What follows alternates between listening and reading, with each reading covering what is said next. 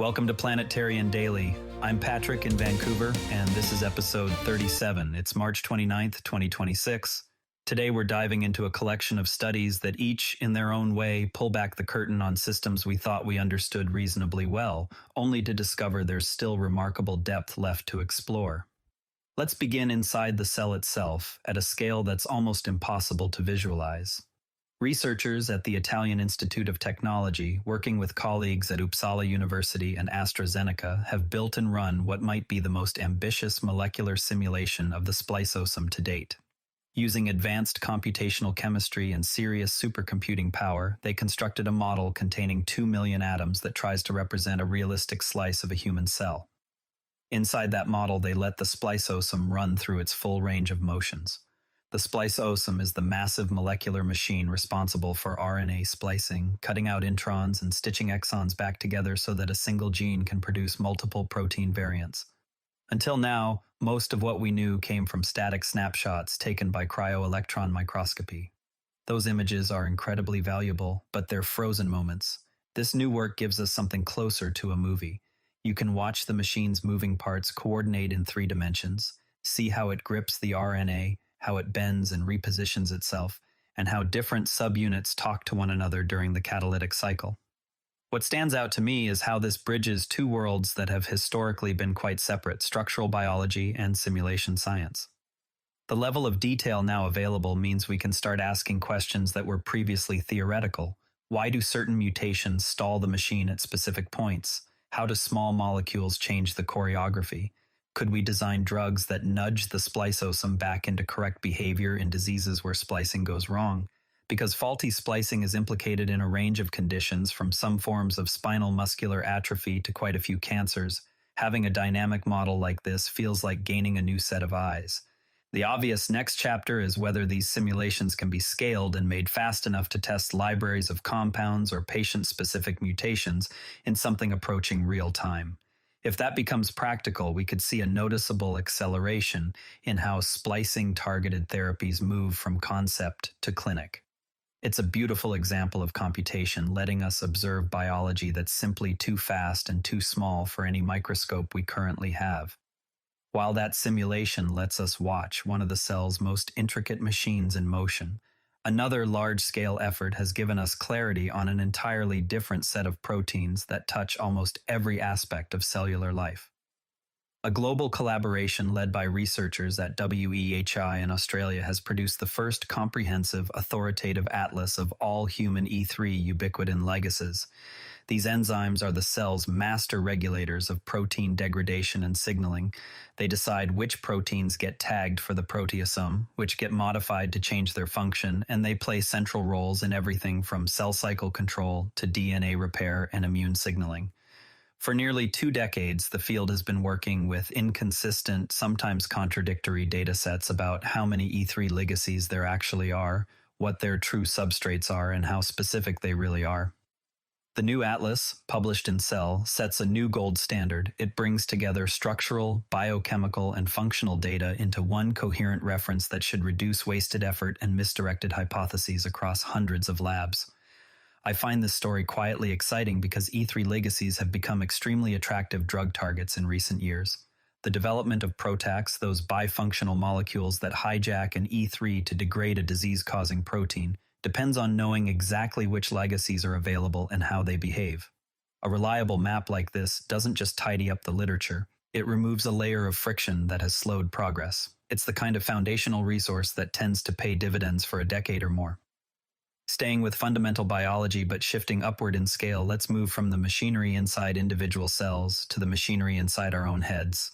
A paper in Physical Review Letters takes a careful second look at the idea that the human brain operates exactly at a critical point, the sweet spot between order and chaos that some theorists have argued gives brains their remarkable balance of stability and flexibility.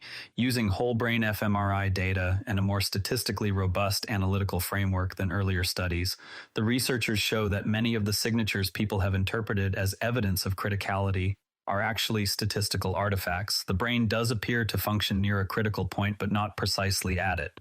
There's a meaningful distinction here. Operating right at criticality would make the system exquisitely sensitive to small inputs, but also potentially unstable. Sitting slightly off that edge might give the brain just enough margin to remain robust while still retaining the advantages of operating close to the transition. This refines rather than overturns the criticality hypothesis, and that's exactly the kind of incremental clarification I appreciate. It pushes modelers to be more precise about what near critical actually means for information processing, learning, and adaptability. For those of us who follow neuroscience, it's another reminder that the brain is subtle. The elegant theories sometimes need tempering by rigorous data analysis. From the delicate balance inside the brain, we shift to an even older partnership, one that's been shaping both species for far longer than most of us learned in school. An analysis of ancient DNA published in Nature reveals that dogs were already widely distributed across Western Eurasia during the Paleolithic, living and working alongside humans much earlier than previously thought. The study significantly extends the timeline of one of humanity's oldest interspecies relationships. We're not just talking about a few isolated finds. The genetic evidence points to dogs being part of human groups across a broad geographic area at a time when we were still hunter-gatherers. This deeper history changes how we think about the process of domestication. It suggests the relationship may have begun more gradually and in more places than the classic single origin stories implied. What I find moving about this work is how it underscores the reciprocity. Dogs didn't just adapt to us, we adapted to them. Their presence likely improved our hunting success, our safety, even our social lives. In return, we provided them with reliable food and protection.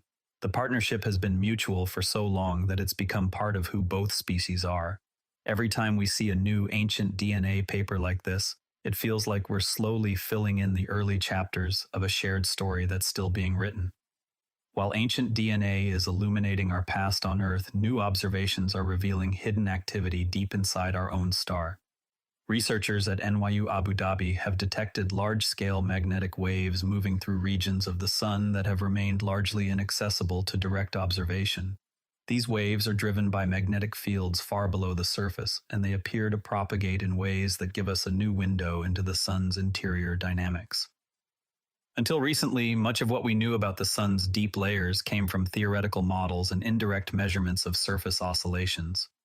These newly observed magnetic waves act almost like a seismic probe, carrying information about temperature, density, and magnetic field strength from regions we couldn't easily reach before. The hope is that this data will improve our ability to model the solar dynamo, the process that generates the Sun's magnetic field and drives the roughly 11-year cycle of sunspots, flares, and coronal mass ejections. Better long-term forecasts of solar activity matter for satellites, power grids, aviation, and communications. Space weather isn't just an academic curiosity, it's an infrastructure issue. So any new tool that lets us see deeper into the Sun's engine room deserves attention. It's early days, but the detection itself is the kind of observational advance that often opens an entire new chapter in solar physics.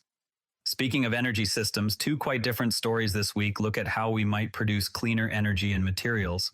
In the first, researchers demonstrated singlet fission in a solar cell architecture using a spin-flip metal complex.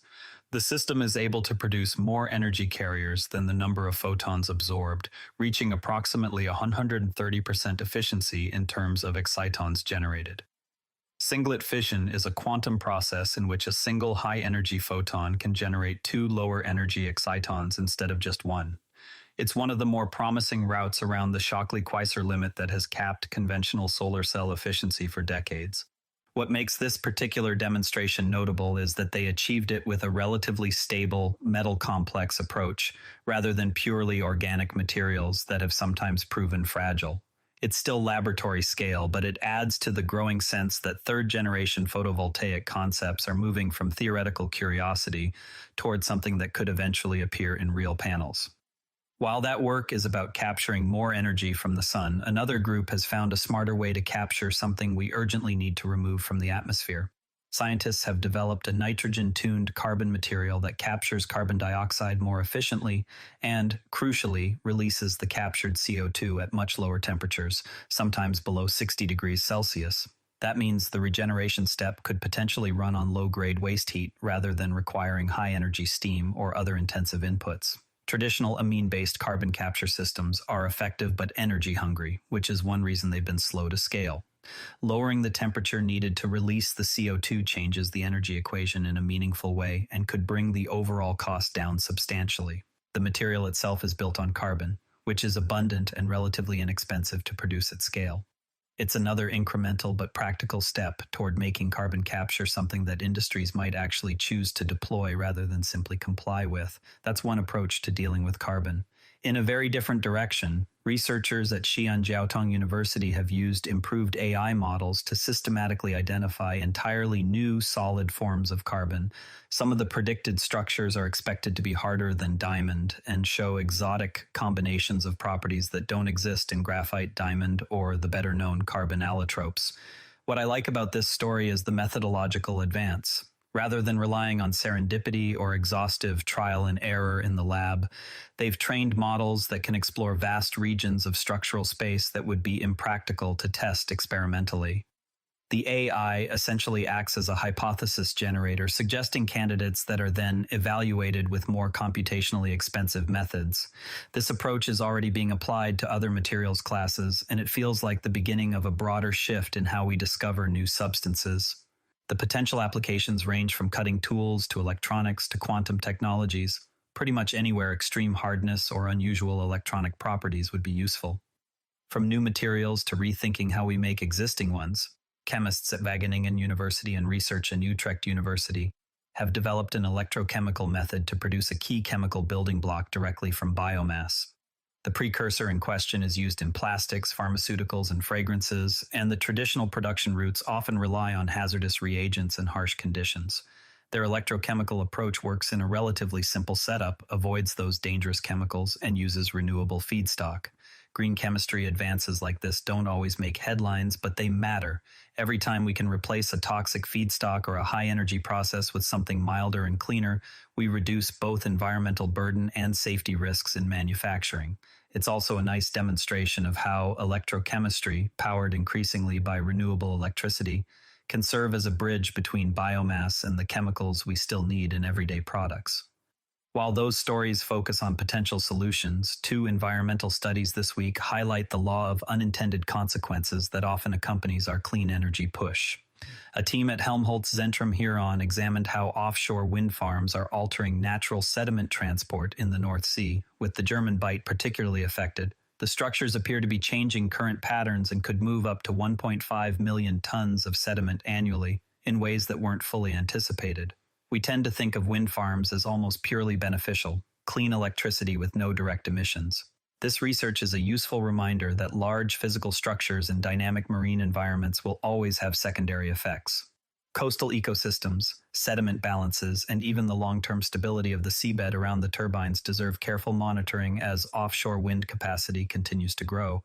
The goal isn't to stop deployment, but to deploy with eyes open. A broader analysis led by German Bersali and colleagues and published in Current Research in Environmental Sustainability looked at 4 European countries and asked a tougher question. Are we actually achieving the deep systemic change we claim, or are we mostly substituting one energy source for another while leaving the underlying structure of our economies and energy systems largely intact? Their method suggests that none of the studied nations has yet completed the full structural transformation required for genuine sustainability. Emissions cuts and rising renewable shares are necessary but not sufficient. The paper encourages us to look beyond headline numbers at things like energy return on investment, material flows, land use change, and the persistence of certain high-impact industries. It's the kind of sobering, systems-level thinking that's easy to dismiss as overly pessimistic but important to sit with. Real progress requires examining the entire system, not just the parts that photograph well. Finally, a story that sits at the intersection of materials science and next-generation electronics. A team led by Professor Boseok Kang at Sungkyun Kwan University has solved a long-standing puzzle about why polarity inversion occurs in only some polymer semiconductors. The discovery, published in Advanced Functional Materials, clarifies the molecular mechanism behind this behavior that has puzzled researchers for years. Understanding exactly what controls polarity inversion gives material designers a much more precise lever. It should help them create organic semiconductors with more predictable and stable performance, which is critical for flexible electronics wearable sensors, and printed circuits. These materials are attractive because they can be solution processed at low temperatures, potentially making electronics cheaper and more flexible than silicon allows. Every time we remove one of these, why does this only happen sometimes? Mysteries. The path to reliable commercial devices gets a little clearer. Now here's something most people get wrong about feeling sick. We tend to assume that loss of appetite during illness is simply a side effect of general fatigue, that your body is too busy fighting infection to bother with food. In reality, specialized cells in your gut are actively detecting the presence of parasites and bacteria. These cells then send targeted signals that specifically tell the brain to suppress hunger. The process is surprisingly sophisticated. Right now, even as you listen, those gut cells are constantly sampling what you've eaten and monitoring for microbial invaders. The signal builds gradually, which is why you often feel fine at first, but then suddenly lose interest in food once the infection takes hold. A single nerve pathway can relay these signals at speeds up to 120 meters per second. It's an ancient defense mechanism designed to stop you from consuming more pathogens while your immune system deals with the current threat.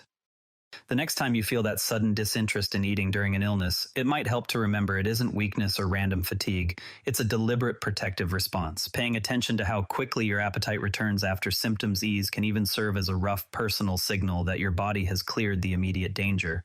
Before we go, keep an eye on how those supercomputer simulations of molecular machines develop in the coming months. There's real potential for them to start influencing drug design in tangible ways. Next time, we'll also be watching for further updates on solar interior discoveries and what they mean for space weather prediction. That's Planetarian Daily for today. If you enjoyed the episode, a rating or review on Apple Podcasts or Spotify really does help new listeners find the show. I'm Patrick in Vancouver. Thanks for listening, and I'll talk to you tomorrow. This podcast is curated by Patrick, but generated using AI voice synthesis of my voice using ElevenLabs. The primary reason to do this is I unfortunately don't have the time to be consistent with generating all the content and wanted to focus on creating consistent and regular episodes for all the themes that I enjoy, and I hope others do as well.